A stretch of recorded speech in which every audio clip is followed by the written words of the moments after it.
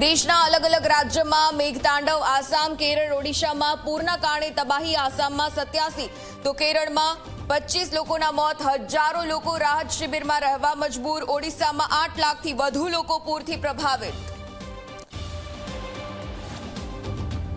આજે રાજ્ય સરકારની કેબિનેટ બેઠક, રાજ્યમાં વરસાદી સંકટના કારણે સર્જાયેલી સ્થિતિ મુદ્દે ચર્ચા થશે, વરસાદી સંકટમાં થયેલી કામગીરીની સમીક્ષા કરશે।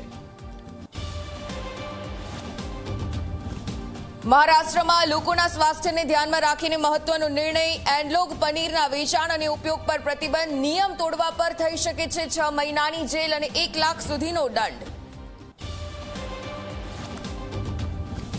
ભારતમાં ફ્રી યુપીઆઈ પેમેન્ટ સિસ્ટમ થઈ શકે છે ખતમ, સરકારે સંસદમાં રજૂ કર્યો છે પ્રસ્તાવ। 2000થી વધુના ટ્રાન્ઝેક્શન્સ પર ચાર્જ વસૂલવા અંગે વિચાર, 1.5 કરોડથી વધુના ટર્નઓવર ધરાવતા વેપારીઓ માટે આ નિયમનો વિચાર। રાજકોટમાં ફરી અપાયું લોકોને બેક્ટેરિયા મુક્ત પાણી, ગત એપ્રિલ મહિનામાં અલગ અલગ વિસ્તારના 13 સેમ્પલ ફેલ, ગત વર્ષે પણ 9 લાખ લોકોને અપાયું હતું બીમાર પાડે તેવું પાણી, 1 મહિના સુધી છુપાવી રાખ્યો હતો રિપોર્ટ।